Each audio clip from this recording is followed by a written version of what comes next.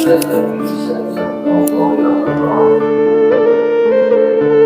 sebelum kepada Allah Subhanahu wa Ta'ala, pada pagi hari kita masih sama-sama dengan sholat subuh berjamaah. Salawat salam dan irisan dan biasa tujuan dipakai kepada junjungan kita Nabi Agung dari usia Muhammad sampai yaum hadirin jamaah dirahmati Allah Subhanahu wa Ta'ala. Biasa ahad pagi sekali mudah-mudahan berbahagia dan juga senantiasa berdoa dan kita sebarang apa-apa bisa dan kalau kami sudah berhasil kita tentunya juga untuk kita. Allahumma sholli ala sayyidina Muhammad.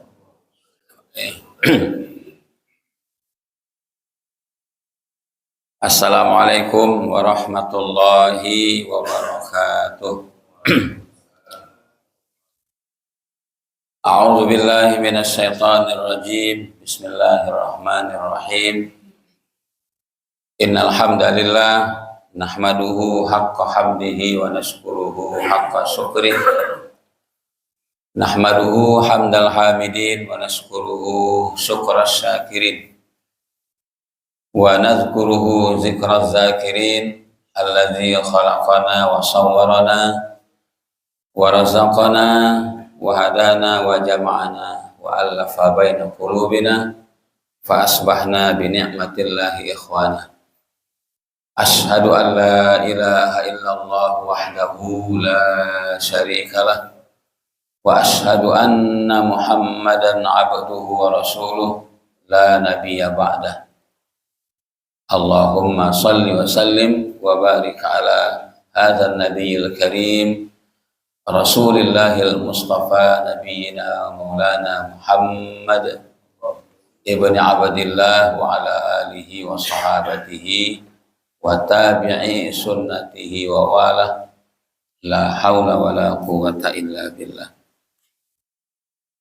Wa ba'du faqala Allah Ta'ala fil Qur'anil Karim wa huwa asdaqul qailin ya ayyuhalladzina amanu taqullaha wal tanzur nafsum ma qaddamat lighad wattaqullaha innallaha khabirum bima ta'malun. Shadaqallahu maulanal azim. Wa qala an-nabiy sallallahu alaihi wasallam khairukum man tala umruhu wa hasuna amaluhu. Hadratil mukarramin wal muhtaramin, segenap jamaah subuh Masjid Nur Sa'adah yang dimuliakan Allah Subhanahu wa Ta'ala. Wabil khusus Bapak Ketua DKM, Bapak Dr. Andos Haji Ruskan Harjo beserta seluruh pengurus yang berhadir, doa kita kepada Allah Subhanahu wa Ta'ala semoga kita semua jamaah Masjid Nur Sa'adah dimanapun berada senantiasa dalam lindungan rahmat dan berkah dari Allah Subhanahu wa Ta'ala, diberikan kita sehat walafiat, terkabul semua hajat dan niat, dimudahkan semua urusan, serta diberikan kita rasa bahagia dalam melaksanakan ibadah kepada Allah dalam berbagai bentuk ibadah yang kita lakukan. Salawat dan salam untuk baginda Rasulullah Nabi kita Muhammad sallallahu alaihi wasallam senantiasa kita sampaikan sepanjang waktu setiap saat sebagai bentuk mahabbah kita ke Rasul mulia. Semoga dengan itu menjadi salah satu sebab kita mendapatkan syafaatul uzma yaumul qiyamah, yaitu diajaknya kita bergabung ke dalam kelompok, dalam golongan rombongan umat Rasulullah SAW yang mendapatkan berbagai macam fasilitas yaumul qiyamah sehingga memudahkan kita untuk segera menuju Jannatul Naim, surganya Allah Subhanahu wa Ta'ala yang kita rindukan sejak kita berada di dunia. Insya Allah kita meraih semuanya, dan pagi ini kita berkumpul di sini, maka satu saat kita juga dikumpulkan di Jannatul Firdausil A'la atas izin Allah Subhanahu wa taala. Amin ya rabbal alamin. Alhamdulillah, saya ucapkan terima kasih pada Pak Haji Ruskan yang telah mengundang kembali saya pada subuh hari ini untuk kembali kita bersilaturahmi dalam kaitan kegiatan subuh. Wabil khusus hari ini adalah hari ketiga bulan Muharram 1447 Hijriah. 3 hari kita memulai babak baru dalam perjalanan kehidupan kita. Begitu masuk Muharram berarti perputaran kembali pada putaran awal. Tapi bukan berarti kembali ke setelan awal, tapi ada di sana semangatnya untuk meningkatkan ibadah. Jadi kalau saya bilang setelan awal, terkesan kepada kita itu maknanya negatif gitu ya. Balik lagi ke setelan awal. Nah, jadi ada yang kurang bagus di situ maknanya. Padahal perjalanan waktu, pergantian hari dan bulan merupakan satu takdir Allah Subhanahu wa taala. Wa tilkal ayyamu nudawiluha bainan nas, diputarkan itu semuanya untuk kita lewati dan kita lalui. Nah, maka pada kesempatan subuh hari ini saya mengajak kita semua. Saya tidak menyampaikan ilmu dari Allah Subhanahu wa taala, cuma kita berkewajiban untuk saling tawasau bil haq dan tawasau bis sabr. Dalam kaitan memaknai Muharram ini mungkin sudah banyak para guru menyampaikan ulasannya. Bahkan kemarin juga Jumat itu merupakan hari pertama bulan Muharram, saat yang mulia karena Jumatnya, yang kedua istimewa karena dia hari pertama dalam hitungan tahun Hijriah. Dan kita pun pagi ini tidak membahas tentang penamaan Hijriah karena alhamdulillah kita sudah paham semuanya kenapa dinamakan tahun Hijriah, kenapa dimulainya Muharram dan seterusnya. Semua kembali kepada peristiwa tarikh, peristiwa sejarah penamaan Hijriah, yaitu proses hijrahnya Nabi Muhammad SAW. Dan hijrah ini kita maknai hari ini dalam berbagai macam makna. Karena terlalu banyak makna yang mesti kita pahami, maka saya perkecil pembahasan dengan mengulas surah An-Nisa ayat 125. Nanti di rumah diperiksa kembali surah An-Nisa ayat 125. Allah berfirman, A'udzubillahi minasyaitonirrajim. Wa man ahsanu dinan mimman aslama wajhahu lillah wa huwa muhsin wattaba'a millata Ibrahim hanifa wattakhadallahu Ibrahim khalila. Terjemahnya, wa man ahsanu dinan mimman aslama wajhahu lillah. Dan siapakah yang paling bagus agamanya, mimman dibanding orang yang aslama wajhahu, yang telah menyerahkan dirinya lillah kepada Allah. Ayat ini ada 3 poin. Poin pertama menjelaskan semacam satu pertanyaan. Allah mulai waman, dan siapakah. Ada beberapa hikmah dari ayat yang kalau awalnya pertanyaan, itu justru maknanya adalah menafikan. Jadi kalau ditanya siapakah yang paling bagus, itu sama artinya tidak ada yang paling bagus. Jadi pertanyaannya untuk menafikan. Siapakah yang paling bagus agamanya dibanding orang yang telah menyerahkan dirinya kepada Allah? Di sana ada kalimat aslama. Ini adalah satu ibarat yang sinkron dengan ayat lain, innad dina indallahil Islam. Jadi tidak ada, kata Allah, yang lebih bagus agamanya kecuali orang yang aslama, mengislamkan dirinya. Belakangan ini saya lebih banyak membahas tentang ini untuk kembali memberikan pemahaman kepada kaum muslimin tentang dinul Islam. Kenapa demikian? Nah, karena terjadi ghazwul fikri, terjadi peperangan pemikiran di dunia maya. Di dunia nyata begini nggak kelihatan. Dunia maya itu perang pemikiran tentang akidah. Ada satu channel namanya Edis TV. Kalau lewat di beranda TikTok Bapak-bapak boleh didengar, tapi jangan diyakini. Edis TV ini kerjaannya menghujat Islam. Jadi kita perlu mendalami kembali tentang akidah dan syariat Islam serta hal yang berkaitan dengan dinul Islam, sehingga kita yakin bahwa Islam adalah agama yang telah Allah turunkan kepada seluruh nabinya, bukan hanya untuk Rasul kita, tapi kepada seluruh nabi. Sejak zaman Nabi Adam Allah telah menurunkan Islam, cuma sempurnanya di zaman Rasulullah Nabi kita Muhammad Sallallahu Alaihi Wasallam. Itu poin yang pertama yang harus kita pahami. Jadi berbagai macam hujatan tentang Islam kadang termakan oleh orang-orang yang tidak mendalaminya. Jadi menurut bahasa mereka, semakin banyak yang keluar dari Islam, mereka berhasil. Nah, ini yang perlu kita jaga. Maka saya mengatakan hari ini kita tidak ada kewajiban untuk memasukkan sebanyak-banyaknya orang ke dalam Islam, tapi kewajiban kita adalah menjaga yang sudah ada. Menjaga yang sudah ada, jangan sampai keluar dari garis Islam. Jangan sampai dia lock out.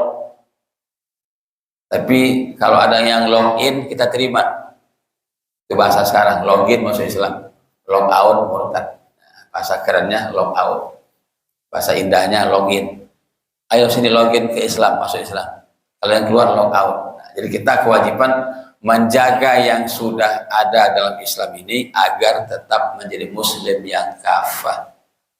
Maka ada orang membuat satu ibarat, mengislamkan yang sudah Islam lebih berat daripada mengislamkan yang belum Islam. Jadi tanggung jawab kita bersama menjaga amanah Allah namanya hidayah ini untuk terus ada sama kita.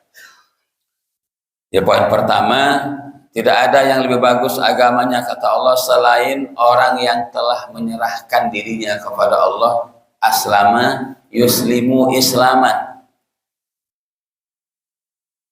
Orangnya namanya muslim, bahwa muslimun. Dari sisi penamaan Islam itu sebagai agama, dari kalimat aslama artinya penyerahan diri total kepada Allah, mempercayakan segala sesuatunya kepada Allah.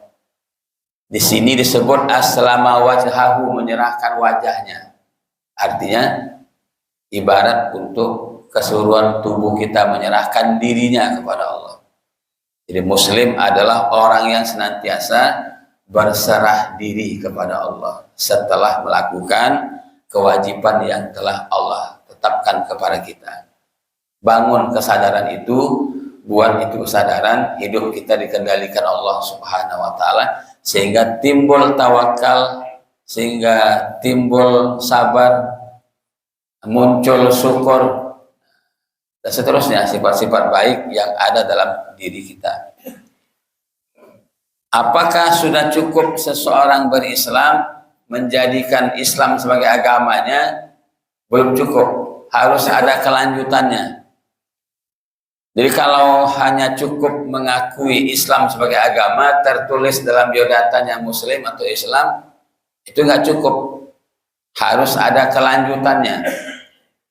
Kalau tidak ada kelanjutannya, jadilah namanya Islam sekedar tulisan. Islam sekedar identitas. Bahasa kerennya Islam KTP. Nah, kita kan nggak pengen begitu. Nah, harus ada kelanjutan. Mana kelanjutannya? Wa huwa muhsin. Dan dia senantiasa berbuat baik.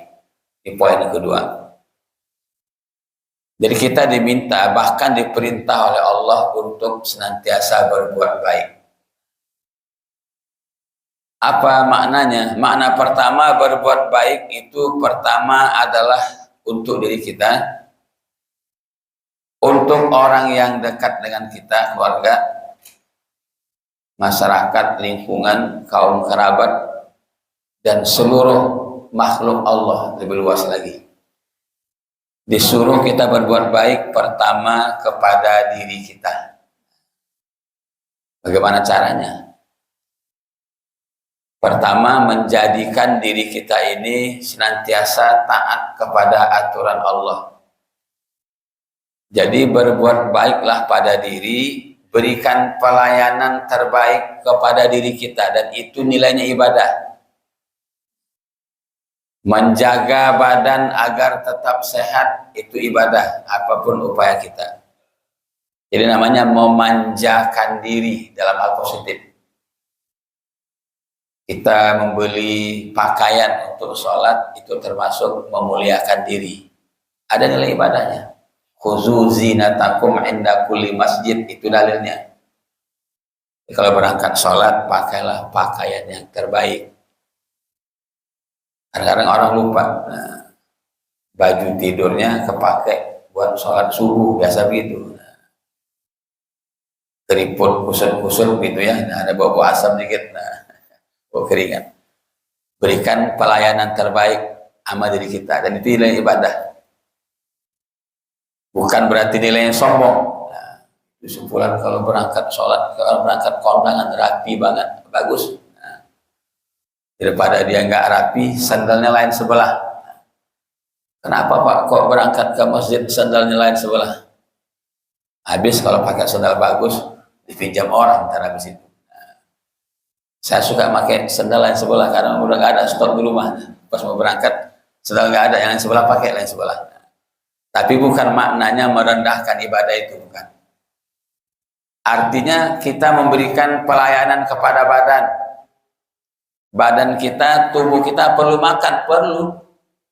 Kasih dia makan yang enak. Gitu kan? Selagi bisa makan enak, makan enak. Ntar kalau udah nggak bisa makan enak, ditawarin, Pak, mau makan apa? Nah, udah nggak bisa lagi makan enak. Nah, jadi selagi bisa makan enak, itu nikmat Allah. Cuman jangan berlebihan. Wa kana baina zalika qawama. Berbuat baik sama diri kita sendiri. Dan makan enak itu artinya makan bergizi, halalan thayyibah. Jangan asal enak tapi nggak ada halalan thayyibahnya. Juga masalah buat kita, jangan sampai orang sembarangan makan, mentang-mentang dikatakan berikanlah pelayanan kepada dirimu, makan yang enak selagi bisa, duitnya ada, dia bablas terus, nggak pikirkan halalnya. Yang penting enak. Itu terjadi 50 tahun, bayangkan, sejak tahun 75 baru ketahuan tahun 2025 ada satu rumah makan yang non halal. Daerah mana itu ya? Nah, non halal, ayam bakar, ayam geprek itu ya. Nah, bukan daerah Pulau Jawa inilah. Nah, ketahuan ternyata itu enggak halal, sudah 50 tahun rumah makan itu berdiri. Lama amat itu. 50 tahun, usia siapa itu? Usia saya kali ya. Nah, saya baru 40 nih, belum 50 nih. Nah, 50 tahun baru ketahuan itu non halal. Itu bahasa kerennya non halal. Diinterogasi benar. Yang dimasak halal ayam. Cuma dalam kaidah fikih kalau dia dicampur sama sesuatu yang haram menjadi haram. Diakui dalam memasaknya ada campuran minyak yang tidak halal. Ternyata enak sama ini. Kiai-kiai pada makan, ustaz-ustaz pada makan ya. Jamaah beliin buat gurunya nih Pak Kiai makan. Dimakan enak. Ternyata tidak halal. Nah, jadi jamaah atau murid-murid juga kalau kasih hadiah makan ke gurunya, pilih dulu makanannya yang halal. Sampai di hadapan guru itu dia nggak nanya lagi. Ya kayak ngasih muridnya kok orang bagus. Ya, jadi karena muridnya beli lagi tempat yang tidak halal. Jadi kalau masuk sesuatu yang haram ke dalam perut kita itu berbahaya. Kullu lahmin nabata min sutin fannaru aula bihi. Nanti berat akibatnya. Jadi selektif dalam hal memilih makanan, terutama makanan dari hewan yang hidup, walaupun di hewan halal tapi disembelih tidak dengan cara yang halal, dia menjadi haram. Itu kita peragakan, memproklamirkan ke dunia luas, inilah cara Islam menghalalkan hewan pas kurban. Kurban kita sembelih, pertontonkan sebagai syiar, ini cara Islam menghalalkan hewan. Jadi nggak dipukul kepalanya, nggak dicemplungin ke air mati sendirinya, nggak begitu. Alirkan darahnya.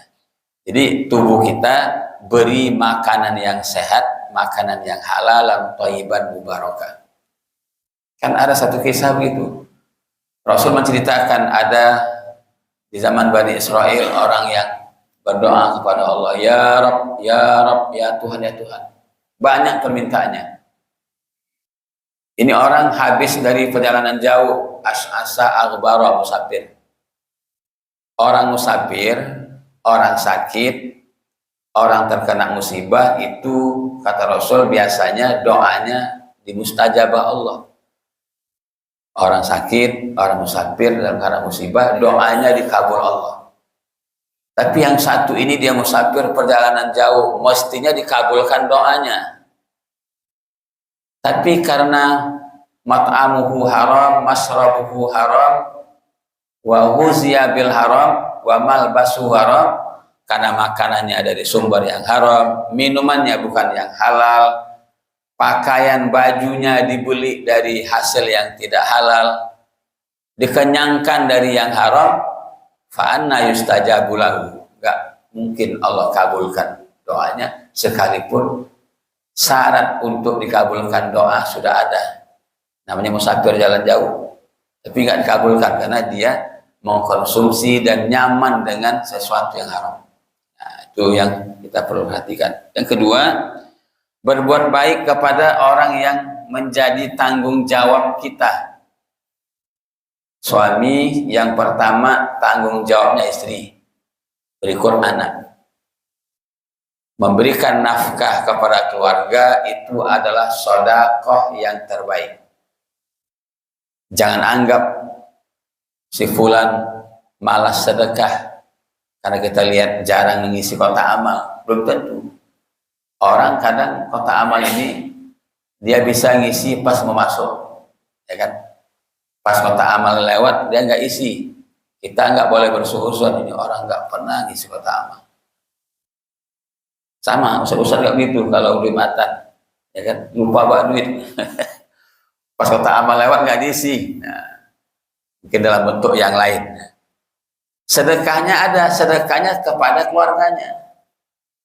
Memenuhi nafkah keluarga itu adalah hal yang wajib dan di situ ada nilai sedekah dan itu sedekah paling utama. Apa artinya? Muhsin, berbuat baik, jangan pelit sama keluarga, itu maksudnya. Jangan pelit sama bini. Ada nggak ibu-ibu di belakang? Kalau ada ibu senang ini biasanya. Pelit dalam arti yang positif dan juga jangan juga terlalu royal. Tadi konsepnya wa kana baina zalika qawama. Berbuat baik kepada anak, pendidikannya, sekolahnya, pemahaman agamanya, semua yang kita keluarkan untuk pendidikan anak, ibadahnya itu nilai investasi sedekah yang nilainya tinggi. Setelah itu terpenuhi dalam batas-batas yang kita mampu, karena kita nggak sama kemampuannya. Jangan juga dipaksakan harus seperti orang lain, nggak ada kewajiban kita. Kasih tahu keluarga, inilah mampunya begini. Supaya anak paham, nggak ngorong-ngorong terus. Banyak orang tua mengambil jalan salah karena rong-rongan anak. Minta macam-macam harus dipenuhi. Dia punya teman pergaulan orang-orang yang berpunya. Sementara ini orang biasa saja. Nah, kasih anak pemahaman hidup itu tidak harus sama seperti orang. Kemudian apalagi berbuat baik kepada orang yang dekat dengan kita, diantaranya adalah kaum kerabat, saudara. Kalau saudara kita susah, kitalah orang yang pertama membantunya. Baru setelah itu jiran tetangga, begitu urutannya. Kalau ada saudara kita yang perlu bantuan, kitalah yang pertama membantunya, atau kebalikannya. Kalau kita perlu bantuan, saudara kitalah yang pertama membantu kita, semestinya begitu. Maka harus bagus hubungan antar keluarga.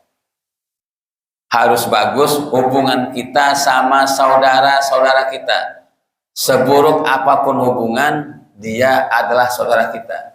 Saudara dari kalimat sedarah, satu keturunan, satu nasab. Jangan sampai ini persaudaraan menjadi pecah, menjadi renggang karena berselisih. Perselisihan kadang banyak faktornya. Bisa salah paham, bisa mungkin salah saham. Kalau salah paham, maksudnya tahu kan kalau salah paham. Kalau salah saham, pembagian warisnya nggak sama, nah, salah saham namanya. Sahamnya kurang. Kok bagian saya kurang? Kok kamu banyak? Itu namanya salah saham, bukan paham. Itu bisa menyebabkan persaudaraan menjadi terpecah. Jagalah hubungan itu dalam kalimat muhsin, berbuat baik kepada orang lain, dan itu ada nilai pahalanya. Baru setelah itu berbuat baik kepada sebanyak-banyaknya orang yang kita mampu. Berbuat baik kepada siapa saja, silakan. Asal dia adalah manusia, berbuat baik kita. Bahkan perintah berikutnya, berbuat baik kepada makhluk-makhluk Allah selain manusia, termasuk hewan. Hewan itu kita perlu layani juga. Banyak kucing-kucing liar. Banyak orang asal pagi naik sepeda bawa ikan makanan, taburan ke kucing-kucing liar. Kucing sudah semakin sulit mendapatkan konsumsinya. Nah, gitu kan? Nah, dulu ngarapin orang makan, tulangnya dibuang. Sekarang enggak, ada namanya ikan tulang lunak. Nah, lunak pun dimakan juga tulangnya. Kata kucing, mana bagian saya? Tulang dimakan juga manusia kan? Kepala apalagi. Nah, kucing persis nggak dapat bagian. Sedekah kita kepada hewan itu kasih makan. Bahkan zaman itu disebutkan Rasul, sedekah seseorang memberi minum seekor hewan namanya anjing dapat pahala. Sekalipun hewan anjing, kasih minum. Sedekah kepada makhluk Allah, berbuat baik. Maka kita sama seperti itu, berbuat baik kepada makhluk-makhluk Allah yang lain termasuk hewan, apalagi hewan piaraan. Yang liar saja pun kita beri, apalagi yang kita pelihara. Jadi nggak cukup dia muslim, tapi harus ada perbuatannya bermanfaat untuk orang lain, itu muhsin. Jamaknya muhsinun atau muhsinin. Nama orangnya muhsin, nama perbuatannya ihsan.